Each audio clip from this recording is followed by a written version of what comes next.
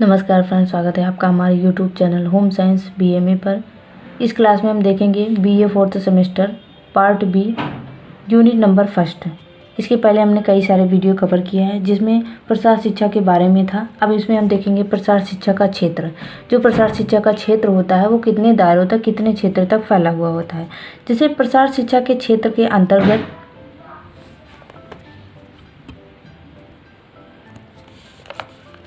संपूर्ण ग्रामीण समाज, वृद्ध युवक, ग्रामीण स्त्रियां तथा बच्चे आ जाते हैं, जिनके जीवन भर में सुधार तथा खुशहाली लाने का प्रयास किया जाता है।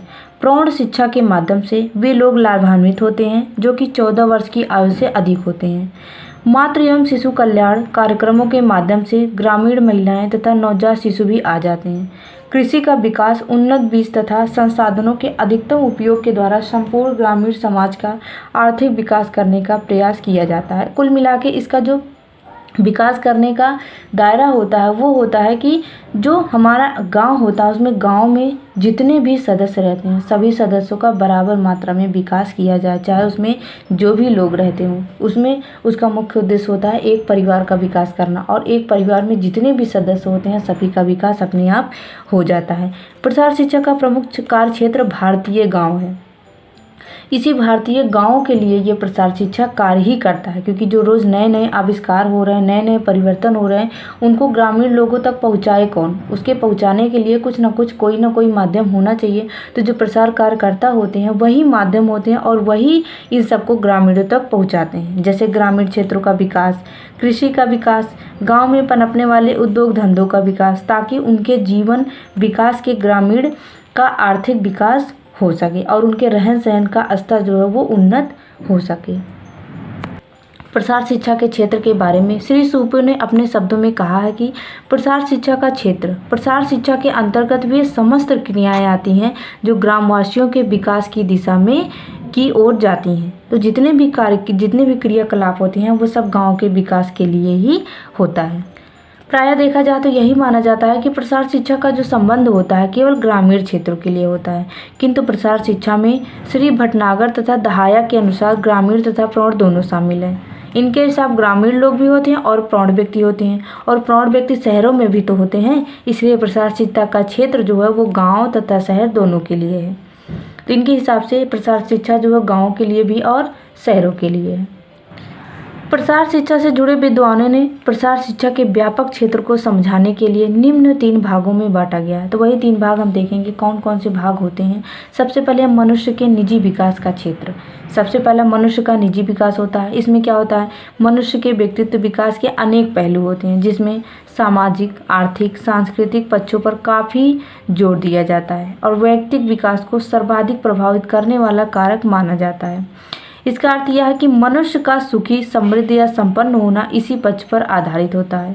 अर्थोपार्जन के लिए मनुष्य अपने व्यवसाय अथवा उद्योग पर निर्भर रहता है। तो जो उसका व्यवसाय है, जो उसका उद्योग है, उसी पे हम विकास कर देंगे, और क्योंकि मनुष्य उसी पे निर्भर है, जब उस पर वो निर्भर है उसका हम विकास कर देंगे तो मनुष्य का अपने आप विकास हो जाएगा। तो इसमें मनुष्य का जो निजी विकास है उस पर ध्यान दिया जाएगा कि मनुष्य का पर्सनल किस तरीके से विकास किया जाए कि वो मनुष्य का विकास हो और वो अपने परिवार का भी विकास करे। अगला है व्यक्ति के वातावरण का विकास। व्यक्ति जिस भी वातावरण में रहता है उसका विकास। जैसे एक जो व्यक्ति होता है एक सामाजिक प्राणी होने के कारण व्यक्ति अपने वातावरण या परिवेश में अनेक रूपों में जुड़ा रहता है। विभिन्न पारस्परिक संबंध अनगिनत अन्योश्रासित परिस्थितियों को जन्म देते हैं। व्यक्ति प्रत्यक्ष अथवा परोक्ष रूप से उस वातावरण परिवेश पर निश्चित रूप से निर्भर रहता है जिसमें वह निवास करता है। तो एक तो हो गया मनुष्य का निजी विकास, दूसरा हो गया मनुष्य जिस वातावरण में रहता है उसका विकास। भाई जिस वातावरण में मनुष्य रहता है अगर उसका विकास कर देंगे तो उसका आसपास का जितना एरिया है अगर उसका हम विकास कर देंगे तो मनुष्य का अपने आप विकास हो जाएगा, क्योंकि मनुष्य एक सामाजिक प्राणी होने के कारण समाज में रहता है और लोगों से मिलता जुलता है और सामुदायिक सुविधाओं का प्रयोग करता है। अगर उसमें विकास किया जा रहा है तो मनुष्य का स्वतः ही विकास हो जाएगा। अब तीसरा है मानव निर्मित संस्थाओं तथा साधनों की उन्नति का विकास। अब पहला निजी विकास हुआ, फिर वो जिस वातावरण में रहता था उसका विकास हुआ।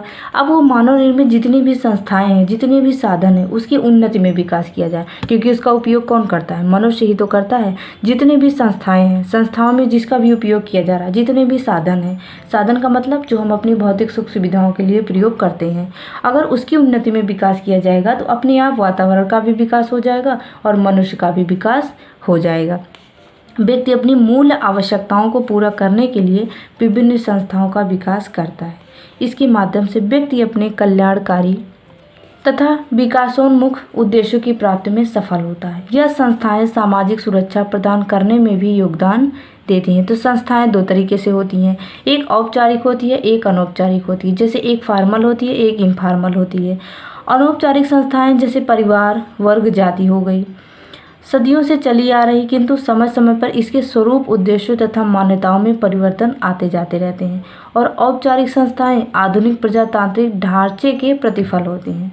विकास तथा उत्थान के लिए इन संस्थाओं की स्थापना की जाती है। अपने उद्देश्यों को प्राप्त करने के लिए व्यक्ति विभिन्न साधनों पर निर्भर रहता है, जो भी साधन हम उपयोग करते हैं। उपलब्ध साधनों का योजनाबद्ध, संगठित एवं नियंत्रित मूल्यांकन एवं उपयोग ही सफलता की कुंजी होती है। जो भी हमारे पास साधन होते हैं, उसका किस तरीके से हम आयोजन करेंगे, नियंत्रण करेंगे, मूल्यांकन करेंगे, वही सफलता की कुंजी होती है। इस प्रकार हम देख सकते हैं कि प्रसार शिक्षा का जो क्षेत्र है वो बहुत ही विस्तृत है, छोटा नहीं है, बहुत दूर तक फैला हुआ है और बहुत अलग अलग क्षेत्रों में फैला हुआ है।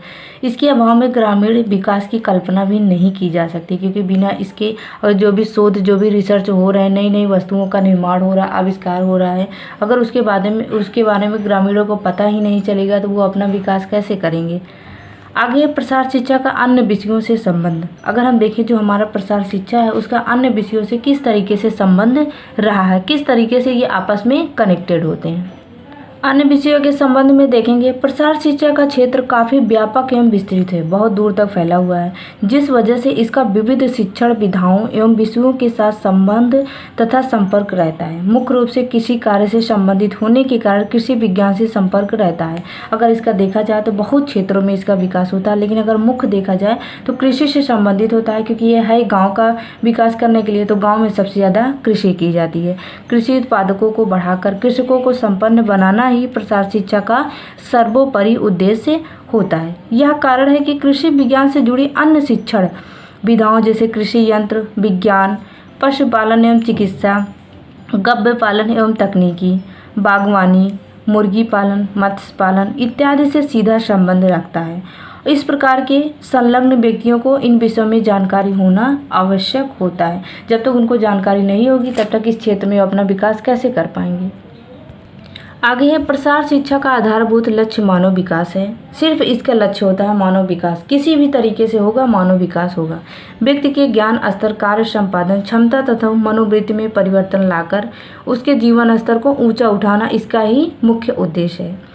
तथा मानव व्यवहार के संबंध विज्ञान जैसे मनोविज्ञान, दर्शन शास्त्र, समाजशास्त्र, मानव शास्त्र आदि का अध्ययन एवं परिपालन महत्वपूर्ण है, क्योंकि मानव व्यवहार को भली भांति समझे बिना मानव विकास, मानव जीवन से संबंधित कोई भी कार्यक्रम या योजना बनाना सफल नहीं होता। जितने भी सब्जेक्ट मानव विकास से संबंधित होते हैं, सभी विषय का जो संबंध होता है प्रसार शिक्षा से होता है। भाई जब तक हम मनुष्य के बारे में समझेंगे नहीं, तब तक उसके मनुष्य को ज्ञान और कौशल के बारे में हम कैसे सिखाएंगे।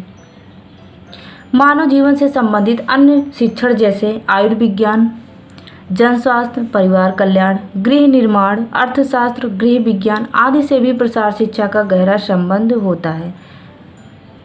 आगे है प्रसार शिक्षा तथा कृषि विज्ञान में जितना गहरा संबंध है उतना ही गहरा संबंध इस विषय में गृह विज्ञान से भी है। तो इस तरीके से आपने देखा जो प्रसार शिक्षा होता है उसका सभी विषयों से कितना गहरा संबंध होता है। तो इस तरीके से फ्रेंड्स इस वीडियो में हमने पूरा गृह विज्ञान से प्रसार शिक्षा से संबंधित टॉपिक कवर किया है। वीडियो को पूरा देखें, ज़्यादा से ज़्यादा शेयर करें। वीडियो देखने के लिए धन्यवाद।